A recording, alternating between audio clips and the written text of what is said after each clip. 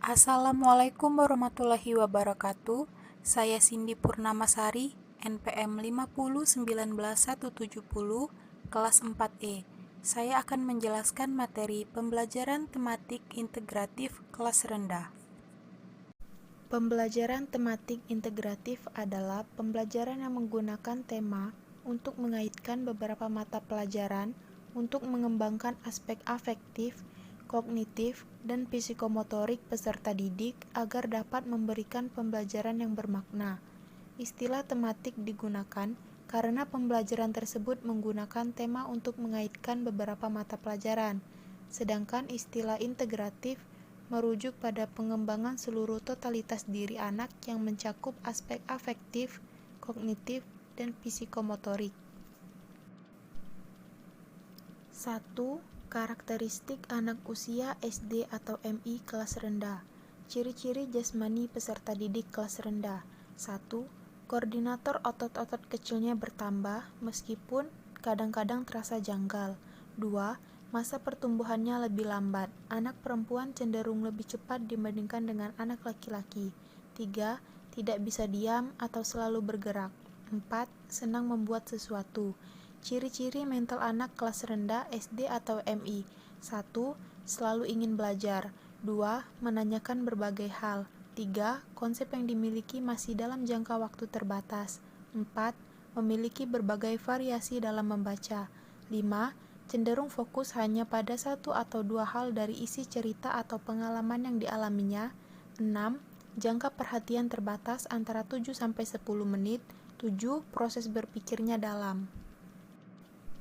Anak pada usia 6-10 tahun pada umumnya berada pada rentangan usia dini yang masih melihat segala sesuatu sebagai satu keutuhan atau holistik, sehingga pembelajarannya masih mengandalkan pada benda-benda dan pengalaman empirik yang dialaminya. 2. Landasan teoritik. Pengembangan pembelajaran tematik integratif di sekolah didasarkan pada beberapa teori psikologi belajar, yaitu teori perkembangan Jean Piaget, teori belajar konstruktivisme, teori belajar Vygotsky, teori belajar Bandura, dan teori belajar Brunner. Tujuan dan manfaat. Tujuan yang akan dicapai melalui pengembangan pembelajaran tematik integratif adalah 1. Untuk memusatkan perhatian peserta didik mudah pada suatu tema materi yang jelas. 2. Untuk mengembangkan berbagai kompetensi dasar antara mata pelajaran dalam tema yang sama. 3. Untuk memberikan pemahaman terhadap materi pelajaran lebih mendalam dan berkesan. 4. Untuk memudahkan guru dalam mempersiapkan dan menyajikan bahan ajar yang efektif. Manfaat yang diperoleh melalui pembelajaran tematik integratif yaitu 1. Menghilangkan tumpang tindih bahan ajar. 2. Peserta didik memahami hubungan yang bermakna antar mata pelajaran. 3. Pembelajaran menjadi utuh oleh peserta didik akan mendapat pengertian mengenai konsep dan materi yang tidak terpecah-pecah. 4. Penguasaan konsep oleh peserta didik akan semakin baik meningkat. Karakteristik. Ada beberapa karakteristik dalam pembelajaran tematik integratif yang tentunya menjadi kekhususan dari pembelajaran tematik integratif itu sendiri.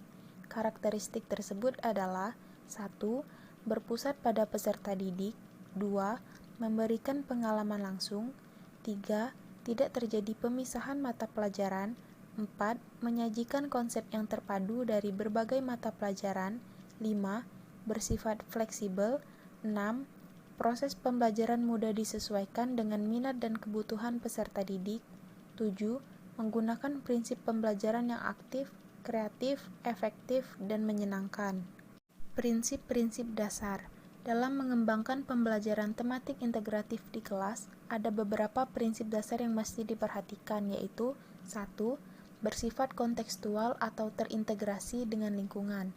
Pembelajaran yang dilakukan perlu dikemas dalam suatu format keterkaitan, maksudnya, pembahasan suatu topik dikaitkan dengan kondisi yang dihadapi siswa atau ketika siswa menemukan masalah dan memecahkan masalah yang nyata dihadapi siswa dalam kehidupan sehari-hari dikaitkan dengan topik yang dibahas.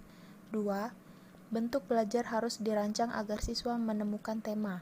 Agar siswa bekerja secara sungguh-sungguh, untuk menemukan tema pembelajaran yang real sekaligus mengaplikasikannya. Dalam melakukan pembelajaran tematik, siswa didorong untuk mampu menemukan tema-tema yang benar-benar sesuai dengan kondisi siswa, lingkungan atau pengalaman yang dialami siswa. 3. Efisiensi. Pembelajaran tematik memiliki nilai efisiensi antara lain dalam segi waktu, bahan materi, metode, penggunaan sumber belajar yang otentik sehingga dapat mencapai ketuntasan kompetensi secara tepat.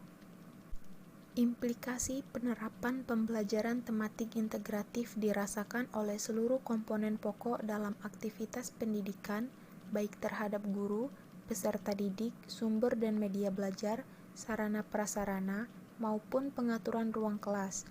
Masing-masing harus dikondisikan dalam keadaan yang semestinya, agar pembelajaran tematik integratif dapat mencapai tujuannya secara maksimal. 1. Implikasi terhadap guru. Guru harus kreatif baik dalam menyiapkan kegiatan atau pengalaman belajar bagi anak, juga dalam memilih kompetensi dari berbagai mata pelajaran dan mengaturnya agar pembelajaran menjadi lebih bermakna, menarik, menyenangkan, dan utuh.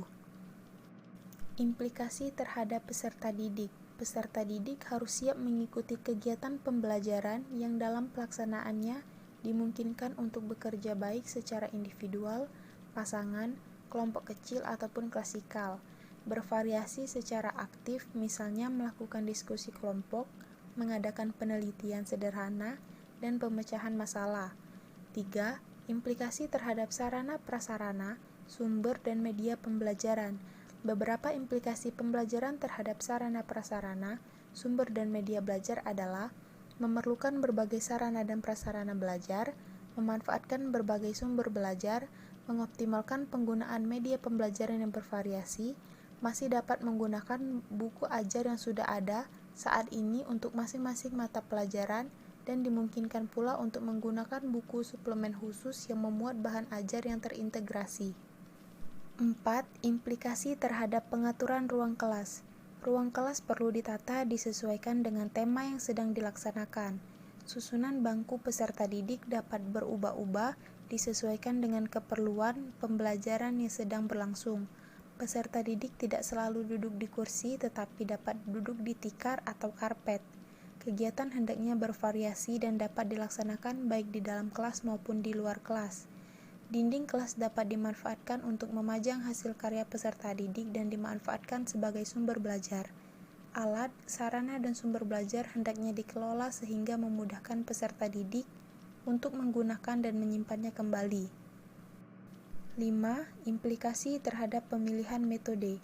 Pembelajaran dilakukan dengan menggunakan berbagai variasi metode yang menyenangkan.